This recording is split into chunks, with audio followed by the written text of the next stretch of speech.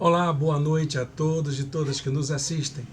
É um prazer muito grande estar aqui com você para compartilharmos a palavra de Deus, para adorarmos ao Senhor, para celebrarmos juntos a grandeza do nosso Deus.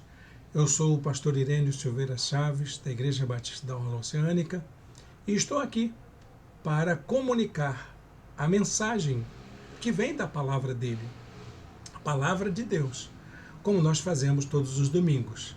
Nós estamos aqui acompanhando uma série de mensagens a respeito das 7 cartas às igrejas do Apocalipse. As 7 cartas às igrejas da Ásia Menor, que se encontram nos capítulos 2 e 3 do livro de Apocalipse. Já estamos na 5ª carta, na 5ª mensagem.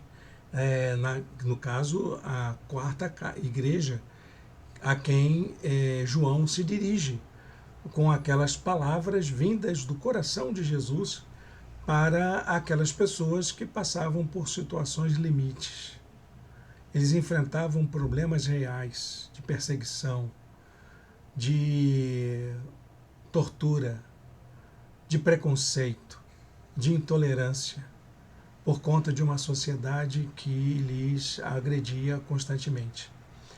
E durante essas cartas, no meio dessas cartas, existem palavras de consolo, de orientação, que garantem que aquela situação que eles estavam vivendo não era a última. Deus ainda não tinha dado a última palavra sobre a vida do seu povo, da sua igreja. A última palavra para a nossa vida não vem das circunstâncias que nos encontramos, mas vem de Deus. E é isso que Ele quer falar ao nosso coração. Nós vamos conhecer hoje a igreja de Tiatira. Essa igreja que era uma igreja operosa, uma igreja cooperadora. E ela serviu de grande influência para o povo de Deus. Eu vou colocar aqui a nossa apresentação para a gente seguir essa série de mensagens, como temos feito todos os domingos. A última palavra sobre a vida. O que a gente pode encontrar nas nossas reflexões com as 7 cartas das igrejas do Apocalipse. A carta de hoje vai falar sobre a última palavra sobre comunhão. Quem tem a última palavra sobre a vida de comunhão da igreja? Quem é que determina? Quem é que estabelece os limites da nossa comunhão? A última palavra quem tem é o Senhor. E para a nossa leitura, nós vamos encontrar no capítulo 2, versos de 18 a 29, essa carta à igreja de Tiatira. E eu escolhi o versículo 25 para a gente poder deixar aqui como abertura dessa palavra. Nós vamos usar todo o texto de 2, de 18 a 29. Mas aqui, nesse momento, vamos ler apenas o verso 25. Diz a palavra de Deus assim: tão somente apeguem-se com firmeza ao que vocês têm, até que eu venha. Até quando a gente deve viver em comunhão? Até o Senhor voltar para buscar o seu povo, porque aí teremos comunhão eterna, na eternidade. E aqui a gente tem que trabalhar por ela. Aqui a gente tem que conservar.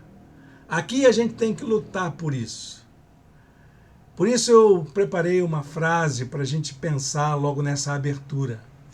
A maior riqueza de uma comunidade de fé são os laços de comunhão que existe entre os seus membros.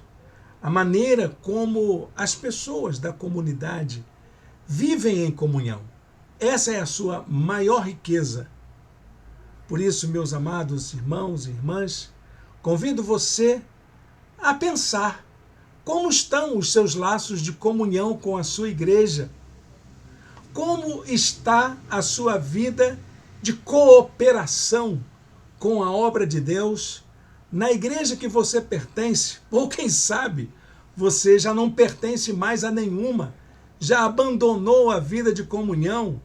Eu conheço até muitas pessoas que falam com muito orgulho disso, porque as suas histórias de vida foram marcadas por muita tristeza.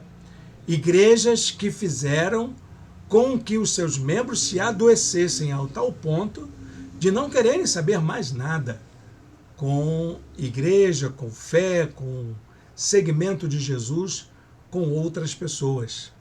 Mas, na verdade, meus irmãos, a vida de comunhão é a essência da nossa condição de fé. Por isso, meus irmãos, eu quero que você pense nisso.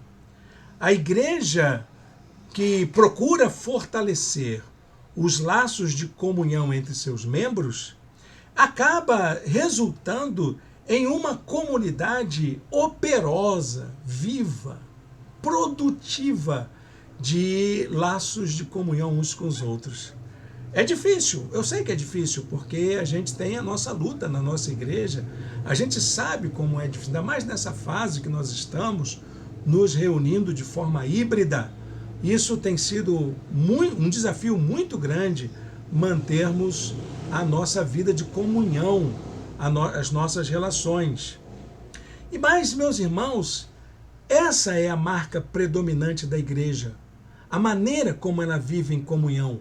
Desde o começo do cristianismo, a marca predominante dos primeiros cristãos foi a forma com que eles viviam em comunhão, com base no repartir do pão, no compartilhar dos bens, na solidariedade, na vida em comum, na maneira como ele se reuniu nos alpendres do templo, nas casas dos participantes, como que ele se reuniu em público. Tudo isso fazia com que a vida de comunhão da igreja fosse algo contagiante.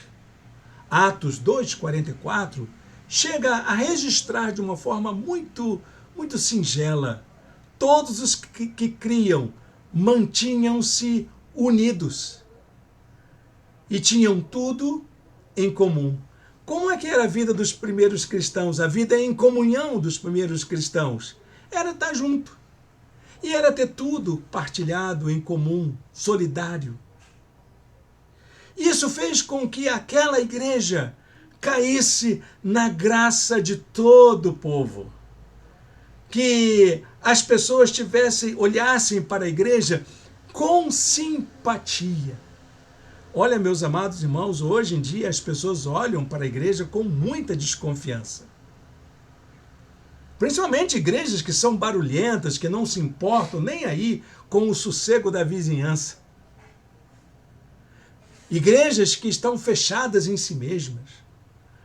Lembrem bem, há pouco tempo, na rua onde estava o nosso espaço, os frequentadores de uma outra igreja colocavam carros em cima das calçadas, na frente das garagens dos moradores, não estavam nem aí com aqueles que não pertenciam àquela comunidade de fé. A vida em comunhão, meus amados irmãos e irmãs, é aquilo que fortalece os relacionamentos, não só entre os crentes, mas também entre aqueles que não fazem parte da comunidade de fé. Acaba resultando em um forte poder de influência da igreja na sociedade onde ela está inserida. E essa era a característica da igreja de Tiatira. A igreja de Tiatira já tinha aprendido com a própria comunidade o quanto o trabalho cooperativo, o quanto o trabalho associativo era importante.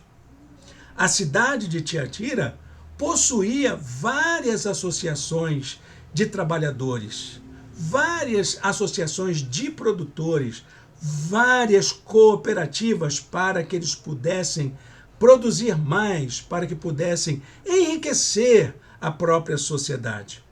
A cidade, então, era marcada por uma operação, por uma ação econômica solidária.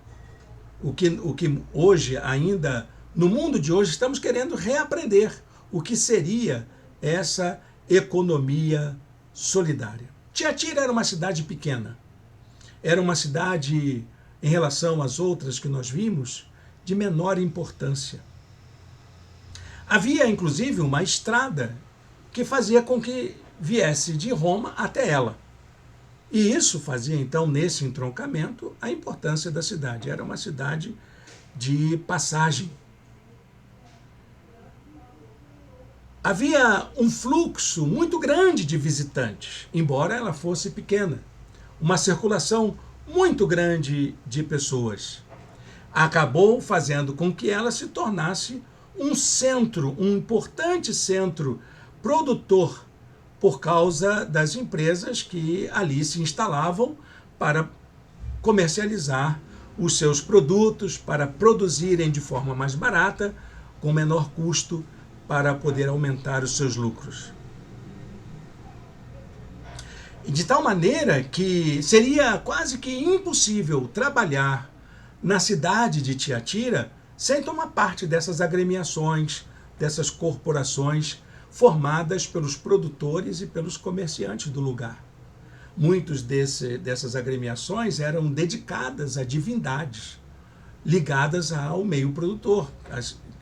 A cultura greco-romana era dominada pela pluralidade de divindades.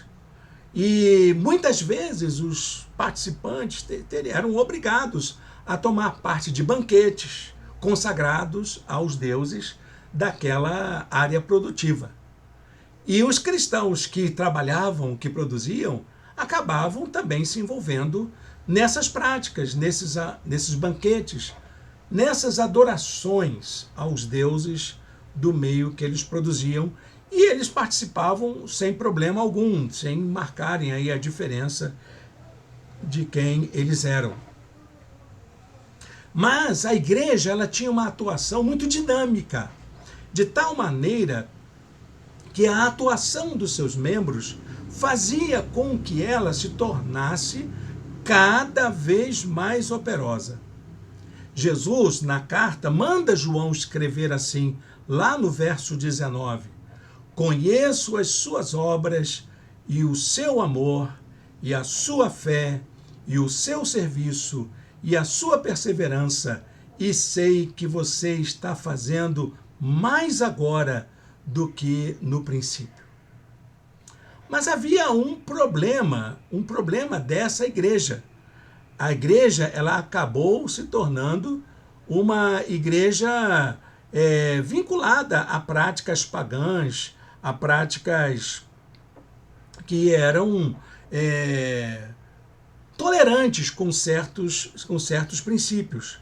E nessa igreja se instalou uma falsa profetisa.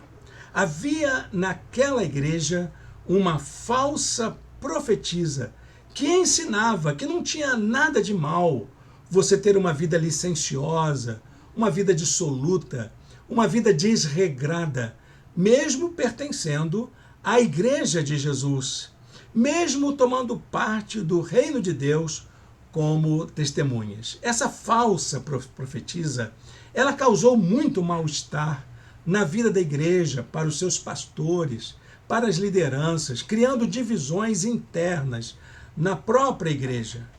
Tanto que ela é comparada a uma figura do Velho Testamento que causou muito mal-estar ao povo de Deus.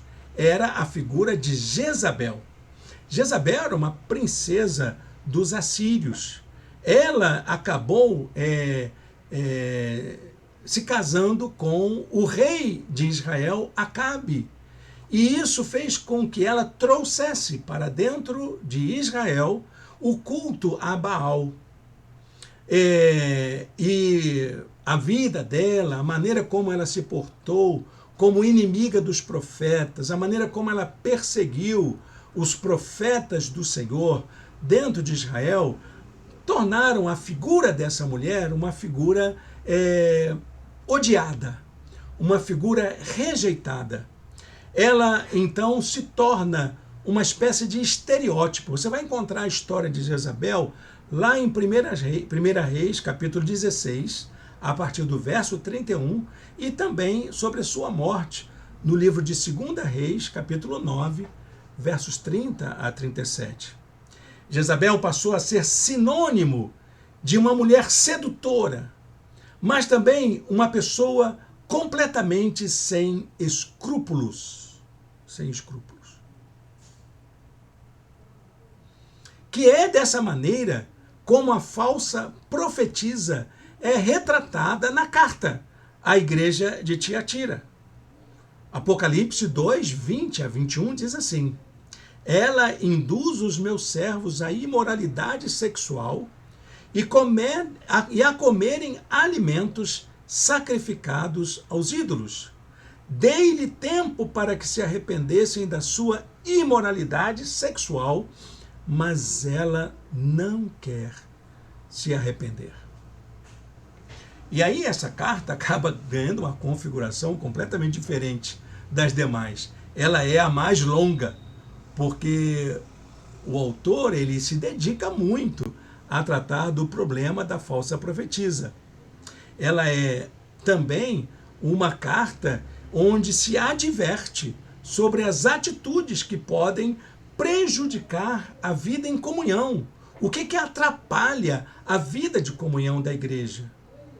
Mas, acima de tudo, essa carta tem uma orientação muito clara sobre o que é possível ser feito para que a gente fortaleça a nossa comunhão. A carta lembra que o Senhor cuida do seu povo, cuida da vida de comunhão da sua igreja. É Deus quem está trabalhando através do seu Espírito para fortalecer os nossos laços de comunhão.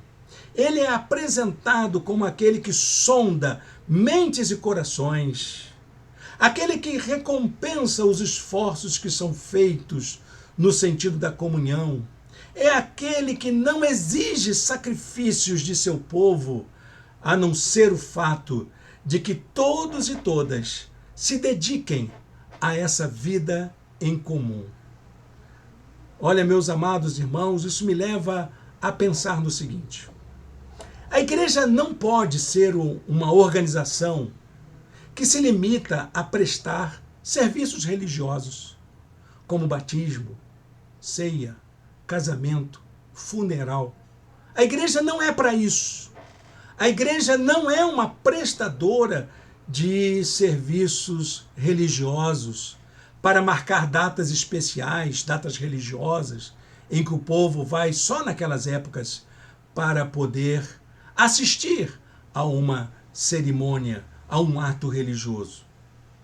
Quando Jesus disse que iria edificar a sua igreja, ele disse que a sua igreja serviria para congregar todos e todas que creem na sua promessa, que vivem de acordo com os seus mandamentos, e para conferir a essas pessoas uma autoridade sobre a vida de comunhão no mundo, a maneira como as pessoas orientam as suas próprias vidas.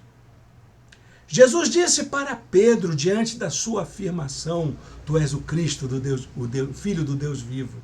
Ele disse assim: sobre esta pedra edificarei a minha igreja, e as portas do Hades, do inferno, não prevalecerão contra ela, não poderão vencê-la.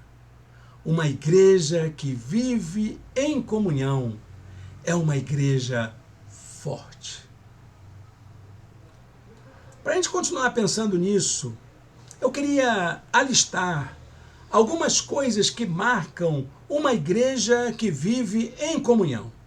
Eu queria que a gente pudesse ouvir, como membros da nossa igreja, essas coisas e levarmos em prática, colocarmos em prática no nosso dia a dia. Uma igreja que vive em comunhão é uma igreja que encoraja uns aos outros em primeiro lugar.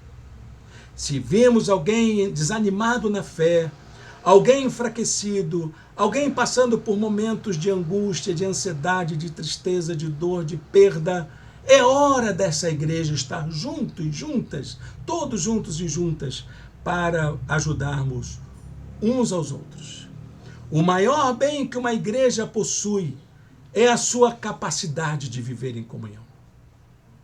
A capacidade de influência de uma igreja não está em sua liturgia, não está nos seus bens, não está no poder de suas lideranças, não está em sua propriedade, nem mesmo nas suas relações com as instâncias de poder da sociedade, mas está na capacidade de fortalecer os laços de comunhão entre os seus membros. Jesus diz assim na carta que João escreve àquela igreja: tão somente apeguem-se com firmeza ao que vocês têm, até que eu venha. O que é que nós temos, meus irmãos e minhas irmãs? Ainda mais agora na nossa igreja, nesse tempo de transição. O que é que nós temos? Nós só temos uns aos outros. Nós já temos nossos laços de amizade, de amor fraterno.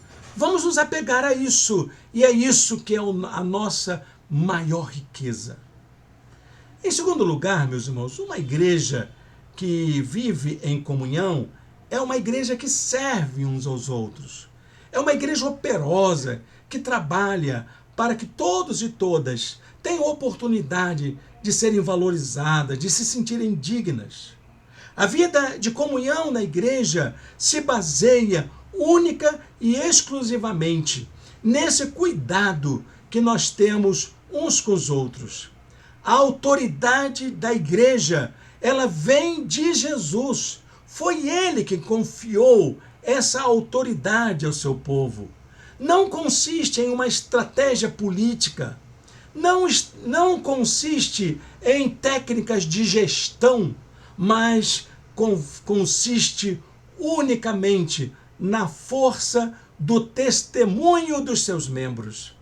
A autoridade que a igreja tem na vida de uma comunidade, na vida de uma cidade, na vida de uma sociedade, de uma nação, do mundo em que nós vivemos, está exatamente na nossa capacidade de cuidarmos uns dos outros, cuidarmos do planeta, cuidarmos da vida, cuidarmos dos mais frágeis, dos menores, dos pequeninos.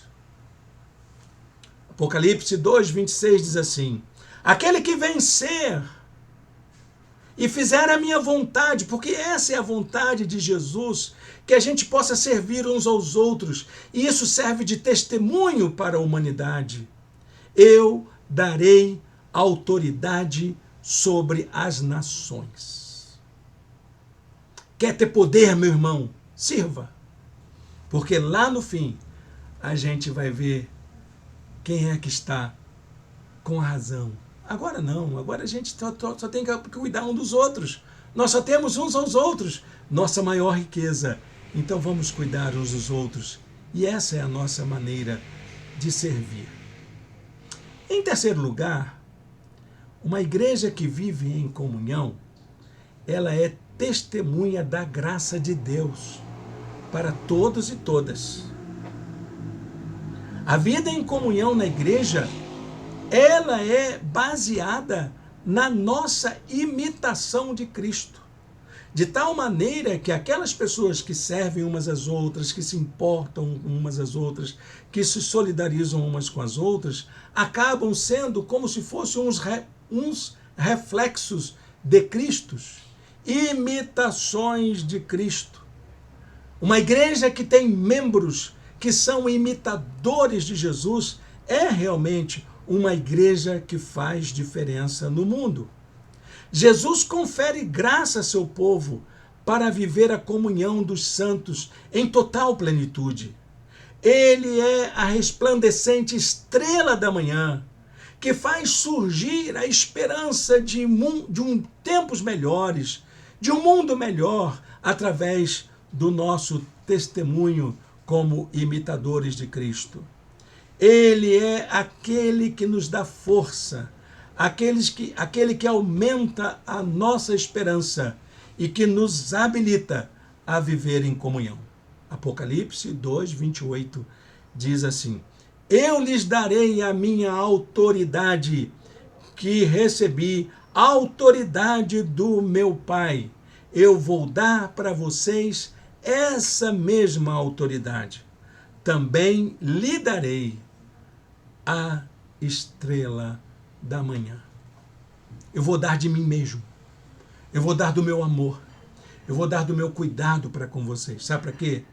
Para que vocês possam irradiar isso no mundo em que vocês vivem.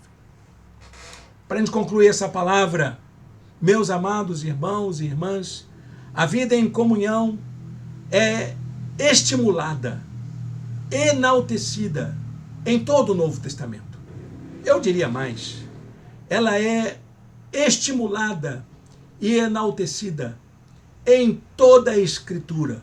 Oh, quão bom e quão suave é que os irmãos vivam em união, diz o Salmo 133, versículo 1.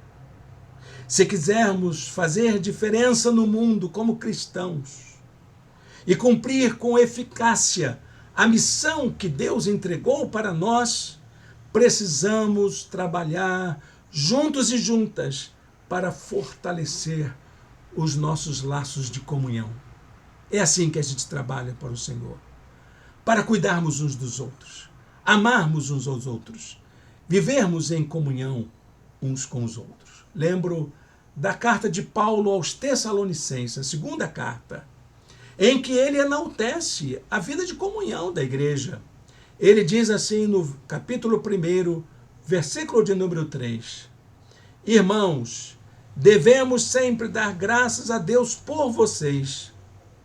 E isso é apropriado, porque a fé que vocês têm cresce cada vez mais e muito aumenta o amor que todos vocês têm uns pelos outros. Amém? Ah, como eu gostaria de dizer isso da nossa igreja. Irmãos, olha, eu estou feliz demais, porque a nossa fé aumenta cada vez mais. E sabe por quê? Porque o amor que temos uns pelos outros aumenta cada vez mais. Deus abençoe a leitura da sua santa palavra. Feche seus olhos, fale com Deus agora. Que Deus possa falar assim aos nossos corações. Senhor Deus, eterno Pai, muito obrigado por esta palavra para nós neste momento. Alimenta o nosso coração com esse desejo de vivermos em comunhão uns com os outros. Que a tua igreja seja conhecida pelos laços de amor fraternal entre seus membros. Que isso nos una cada vez mais e transforme a gente em uma agência poderosa de propagação do teu reino. No nome de Jesus, amém e amém. Bem, meus irmãos e irmãs, nós estamos chegando ao final da nossa mensagem, mas não gostaria de terminar sem fazer a nossa oração intercessória. Eu sei que você já deve estar acostumado a fazer isso. Embora a gente vai fazer isso presencialmente daqui a pouco, na nossa reunião de ceia do Senhor e confraternização que teremos na casa de um dos nossos membros. Deixa aí o seu pedido de oração, escreva ao lado aí nos comentários o seu pedido de oração. Nós queremos orar por você. E vamos interceder pelas famílias de nossa igreja, nossa irmã Daileide, nossa irmã Thaís, que está esperando um bebê. Nós vamos orar pela Cristina, seus filhos e netos e bisneta. Vamos orar pela saúde da doutora Ilva, sua família. Essa semana ela pediu oração pelos seus filhos, que foram criados no Evangelho, seus netos, que conhecem a palavra de Deus de algum modo, que eles em tempo possam fazer uma entrega pessoal de suas vidas a Jesus. Também vamos orar pela Valéria, pelo Oliveira, a Maria Alice, a Josefa, mãe da Valéria. Que Deus abençoe a vida dessa querida família de nossa igreja. Sandro e Aline, Kézia, seus pais, são motivos constantes da nossa oração. Feche seus olhos agora, fale com Deus. Santo Deus, eterno Pai, muito obrigado, Senhor, por esta noite, estarmos juntos aqui, ouvindo Tua palavra, compartilhando essas informações tão preciosas sobre vida de comunhão, que sejamos praticantes, ó Deus, desta lição de hoje. Peço, ó Deus, a Tua direção sobre a vida dos nossos irmãos e irmãs que precisam de nossas orações, aqueles que escreveram nos seus comentários, ou até mesmo aqueles que nos acompanham e oram ao Senhor pelas suas necessidades. Senhor, visita a cada família, abençoe a cada pessoa. Pedimos a Deus que o Senhor cuide da nossa igreja nessa fase que nós estamos passando. Prepare todas as coisas, Senhor, para que possamos retomar nossas reuniões presenciais. Nós te agradecemos por tudo, em nome de Jesus. Amém. Amém, meus irmãos. Nós estamos chegando, então, a esse final. Eu queria dizer para você que se você quiser estar com a gente presencialmente e não for uma pessoa de muito longe, em meia hora você chega lá. Nós estaremos reunidos daqui a pouco, às 19 horas, na casa de uma das pessoas que frequentam a nossa igreja, para termos nosso momento de ceia do Senhor, esse momento íntimo, gostoso, do povo de Deus. Também peço a você que ore pela nossa igreja nessa fase, né? Que a gente possa, em muito breve, poder se reunir presencialmente. Olha, tivemos algumas surpresas, minha saúde, uma série de coisas acontecendo que nos impediram de fazer isso. E eu agradeço muito a cooperação dos nossos irmãos e irmãs que têm mantido com fidelidade seu sustento. Obrigado, meus irmãos e irmãs. Deus há de honrar todo esse esforço que vocês estão fazendo. Até o próximo domingo. Que Deus os abençoe.